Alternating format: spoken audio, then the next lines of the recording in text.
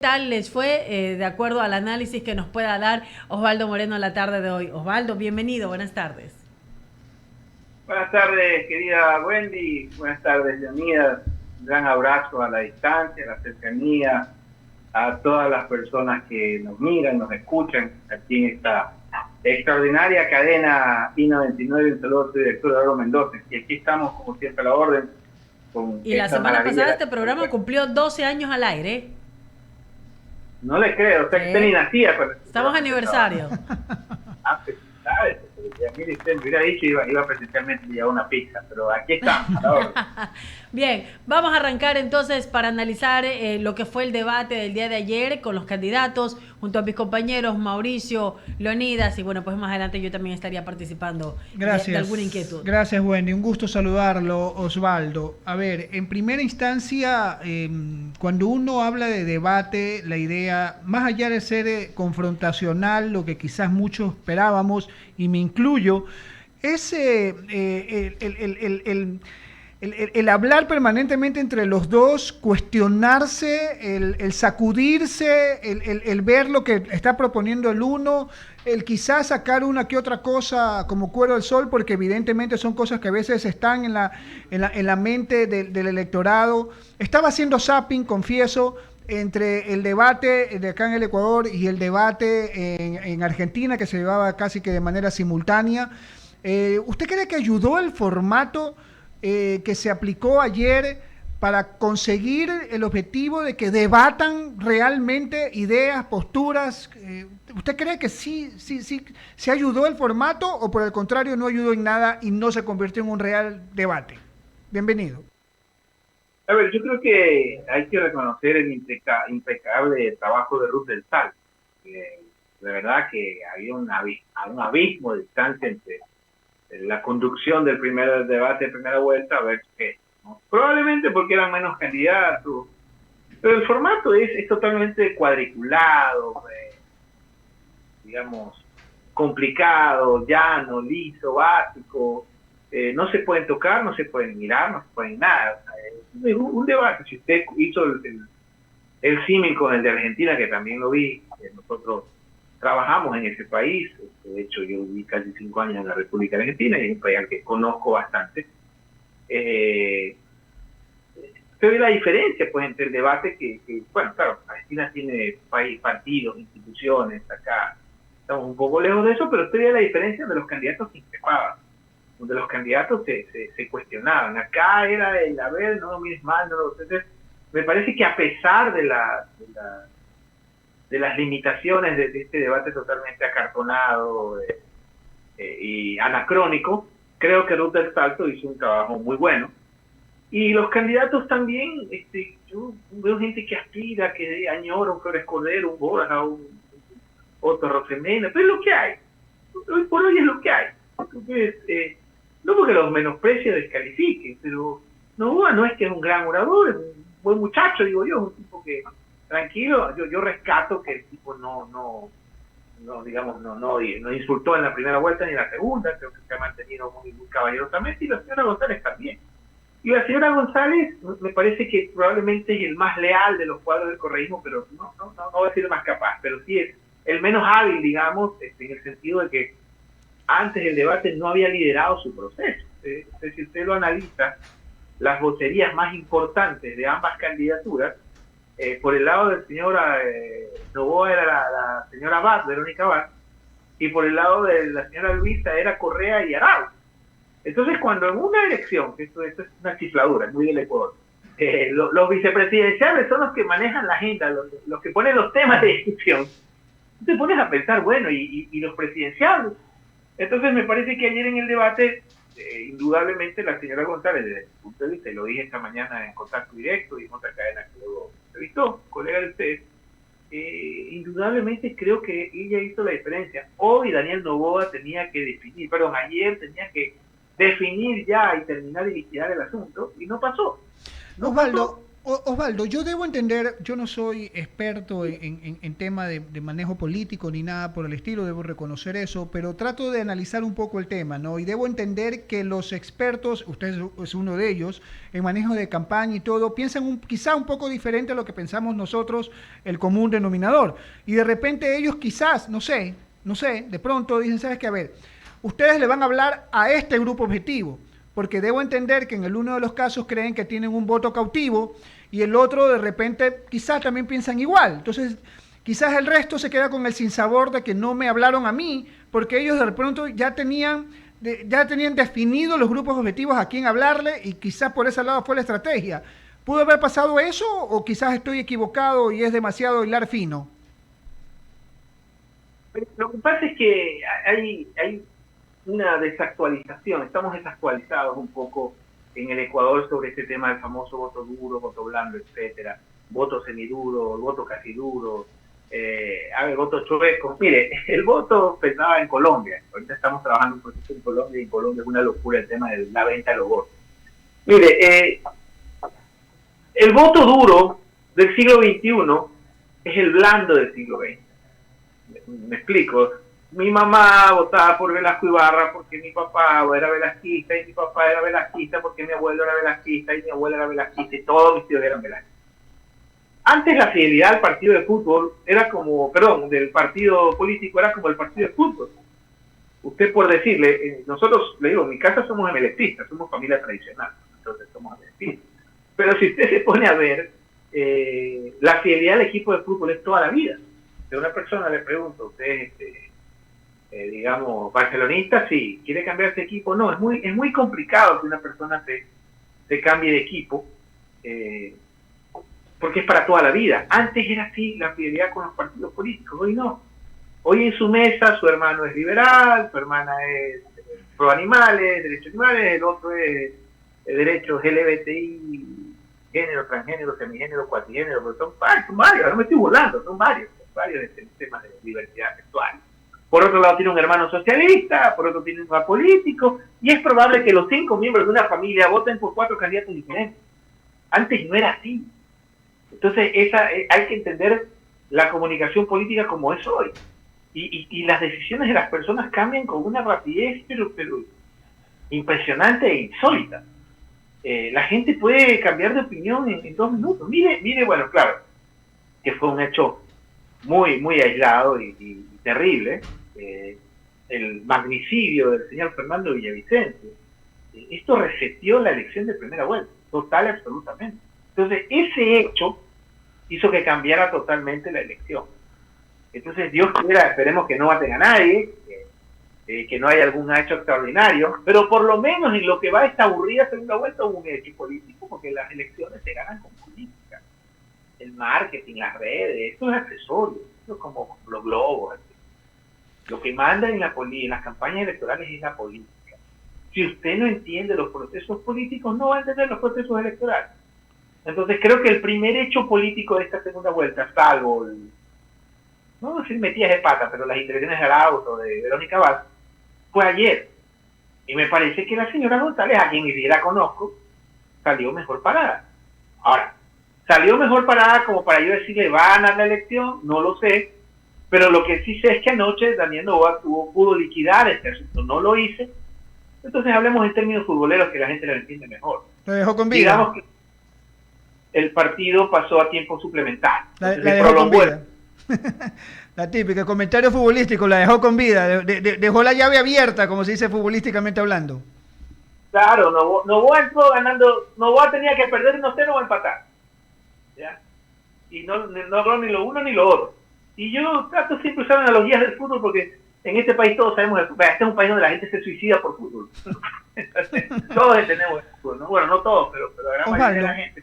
Osvaldo, mucho se habla de que se trata casi siempre de posicionar mensajes claves que queden en la mente del colectivo, en este caso del electorado, para que se identifique con alguna u otra postura.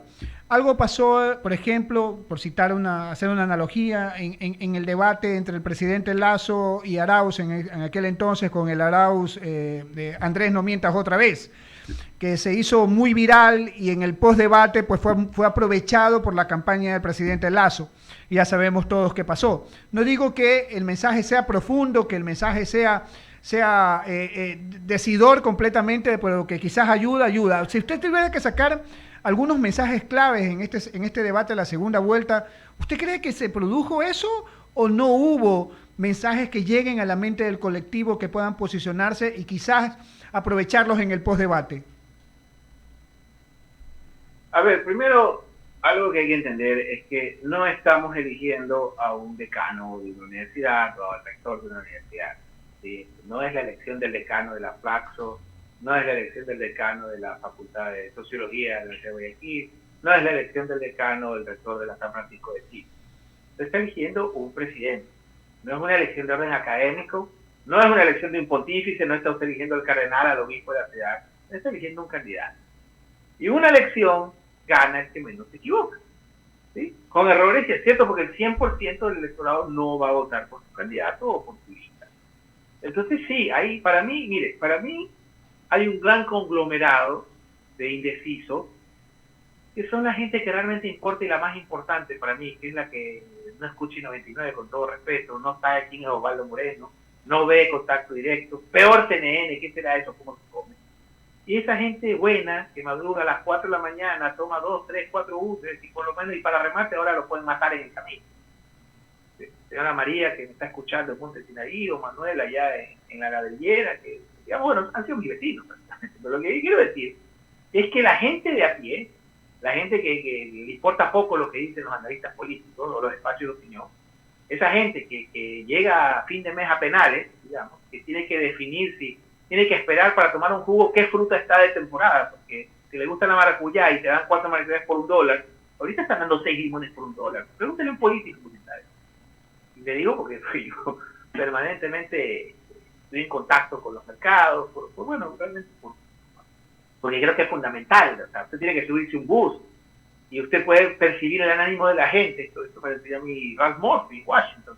Usted puede percibir el humor de la gente en los buses, en la mañana y en el regreso. Y yo le decía como maestro, en la mañana casi todo el mundo está bañadito, limpiecito, optimista, pero en la tarde, si a pesar de la jornada siguen contentos, es porque el país va mal.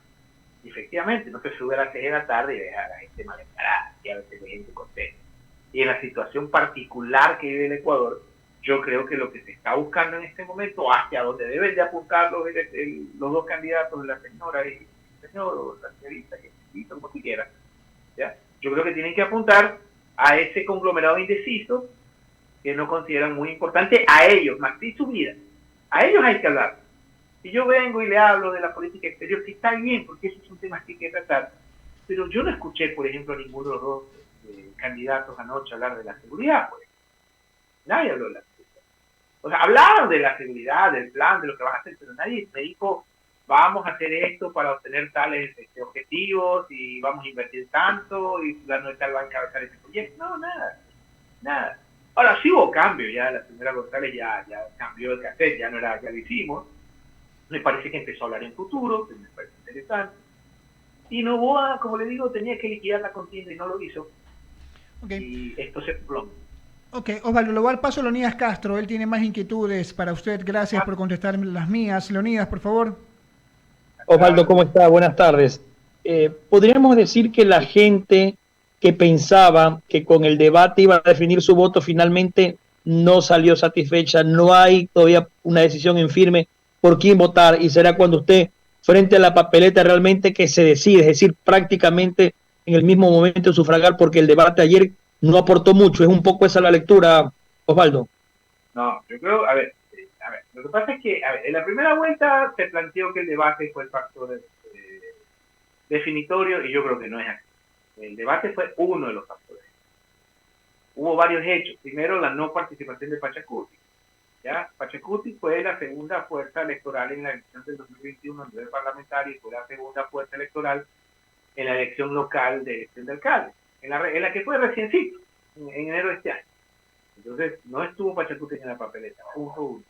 Punto dos, el magnicidio de Villavicencio, eso reseteó la elección totalmente. La ausencia de Villavicencio en el debate para mí fue fundamental. Punto 3, había candidatos muy parecidos. Por eso yo les decía los trillizos de Zamorondón, a Daniel Otto. No, no lo digo de forma despectiva, pero se parecen, viven en el mismo barrio casi, mismos colegios estudiaron todos en Álvaro, estudiaron a Maguate, sobre todo sin miedo, pero en todo caso eran muy parecidos. ¿Sí? Y adicional a eso, otro factor que también creo que incidió en la elección es que Noboa no es tan aparecido como lo pintan, porque el apellido Noboa estaba en papeleta todo este siglo. La elección pasada Álvaro Noboa no lo dejaron participar por llamarse Álvaro Noboa, no nos engañemos, para no afectar la candidatura del señor Lazo. Entonces hubo varios factores, entre ellos el debate. Y en este momento yo creo que estamos igual. Estamos viviendo la crisis de seguridad más grande en el sector. Te pongo un ejemplo. Ecuador tenía un promedio de 16 muertes por infarto por cada 100.000 habitantes. Tenemos la cifra más alta casi del planeta en accidentes de tránsito. Por eso yo creo que la gente reclama. Yo estoy de acuerdo y no tengo negocios con los radares de velocidad. O sea, créanme que uno mete menos la pata cuando le cuesta. Y la verdad, para mí es una gran labor que cumple estos radares porque muere menos gente. Está probado estadísticamente. Porque así funciona. Pero en ese caso, entonces tú dices, en Ecuador me puedo morir de infarto, sí, porque comemos mal, o de diabetes, o enfermedades cerebrovasculares, tanto. Eso era hace 7, 10 años. Hoy hay más posibilidades que usted lo mate una bala perdida en una guerra de bandas de lo que puede matarlo un par. Así que coma con confianza, que más peligroso sería la panadería comprar el pan. ¿Me explico? Entonces, ese es el país que estamos viviendo. Y para mí hubo una ausencia muy potente en el debate. Y creo que era lo más importante, al menos para mí. Nadie nos garantizó que no van a prolongar esta catástrofe. Y cuando digo esta catástrofe, nadie nos garantizó que no vamos a seguir la misma línea del presidente Lazo, que no va a continuar este debate. Porque yo le digo algo con tristeza. Si es que, vamos a suponer que el señor Noboa es un Lazo Junior, o un Lazo 3.0, o mini Lazo, lo que usted quiera, si continúa un gobierno como el de Lazo, yo creo que ya la discusión es la desintegración. Ya hablemos con Petro de una vez, hablando con los colombianos, vamos negociando el regreso de la Gran Colombia, porque no va a haber país para contar lo que Osvaldo, y esa tal vez esa inconsistencia, porque no se vio esa claridad de los candidatos, es decir, ¿cómo lo van a hacer? Que siempre es la pregunta de fondo, ¿no? ¿Cómo lo van a hacer? Lo que plantean ideas sueltas, genéricas, que ya se las conoce, las dicen en sus recorridos por los pueblos y las volvieron a repetir ayer. Y la pregunta es, ¿cómo lo van a hacer? ¿Cuál va a ser el mecanismo que van a utilizar para sacar una crisis en dos temas que son principales y fundamentales, que la gente quiere escuchar algo concreto y certero? ¿Qué va a pasar con el tema de la seguridad y qué va a pasar con el tema de la economía? Que no hay trabajo, no hay empleo y que las economías están quebradas. Entonces, si ayer en ese debate no hubo esa claridad, no hubo esa fuerza, esa contundencia de las palabras, ni de la candidata A ni el candidato B, la pregunta es, ¿qué debemos esperar en estos 12, 13 días que ellos están en territorio haciendo campaña, pero cuando tuvieron que mostrarse para los millones de ecuatorianos, pues en cadena nacional no se lo vio? ¿Podría alguna posibilidad de que esta campaña puerta a puerta en algo convenza a la gente para decidir el voto? Mire, la seguridad hay que entenderla como lo que es una política pública. Ese es el primer paso. Alguna vez yo estaba en Panamá, en ese proyecto trabajaba para el Partido Centro Democrático y estuve por invitación del presidente Martinelli. Yo no digo a mis amigos, es mi amigo el presidente Martinelli, le dicen el loco. Entonces yo estaba en Panamá porque el partido del presidente Martinelli nos había contratado para una capacitación. Hubo en esa época unos temblores. Yo me acuerdo que estaba en la habitación, en el piso 72 del Hotel Jarros Café de Panamá, que ya cerró. Es un edificio en Panamá, edificios de 90, 70. Yo me acuerdo que tenía un cliente que el hijo vivía en el piso 83. No me imagino. Son rascacielos, verdaderamente. Yo aquí en Ecuador tengo clientes, tenía un cliente que trabajaba tenía sus cosas en el piso 33 del Point y yo lo hacía bajar. O sea, yo te digo, hermano, yo te entiendo, pero baja, yo no te subo. Y a ver el cheque. A mí me agarró el temblor, me acuerdo, piso 74, y no lo sentí porque estaba dormido. Pero al día siguiente en Panamá hubo un escándalo de los terremotos, bueno, toda psicosis colectiva. Entonces el presidente Martinelli trajo unos expertos de Chile, o sea que los chilenos son los kings de los temblores en Latinoamérica y en el mundo. Entonces yo me acuerdo que ese capacitador chileno nos decía que en toda catástrofe, crisis de cualquier tipo, la solidaridad, la empresa privada, chévere, buena gente y todo lo que tú quieras, pero el control lo debe ser el Estado. Punto. O sea, en toda tragedia, catástrofe, crisis de seguridad natural, lo que tú quieras, el Estado debe tener control. Es irreemplazable el control del Estado, si no viene el caos. Entonces, lo primero que tenemos que entender es que la seguridad es una política pública. Y una política pública que requiere, primero, liderazgo. Hay liderazgo en el Ecuador. Yo creo que lo que se ve no se pregunta. Segundo, requiere de un plan de presupuesto.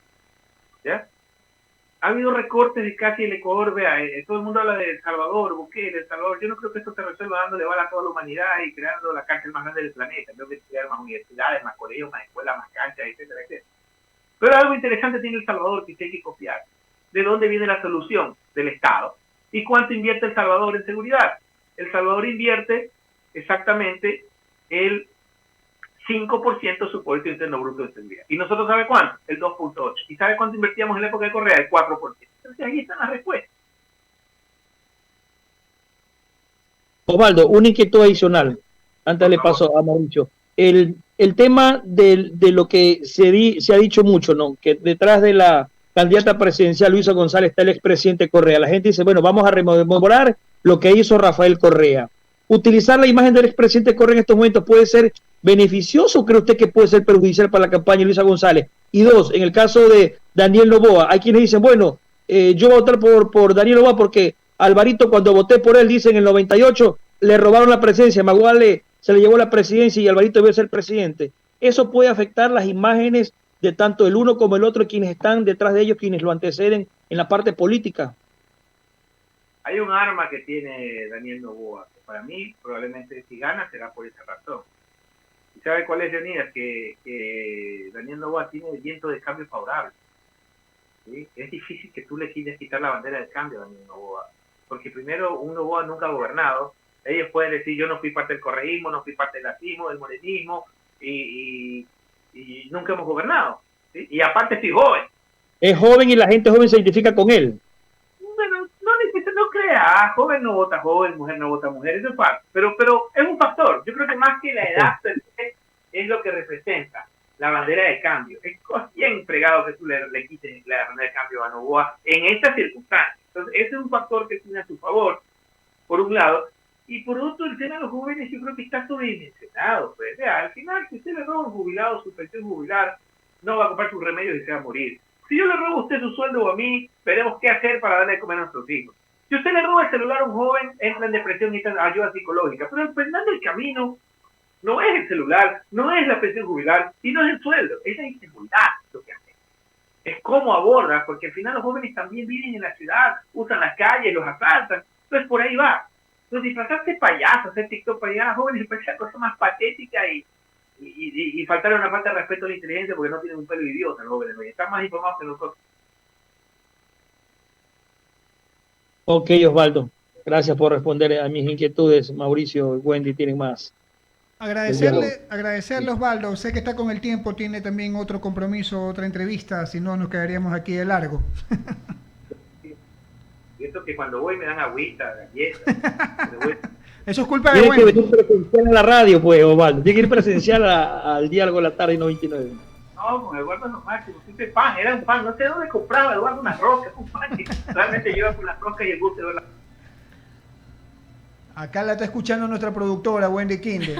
La va a tener listo, esta pizza la va a tener listo. Gracias, Osvaldo. Perdón, Wendy. Gracias, Osvaldo. Lo suelto, para que sea libre.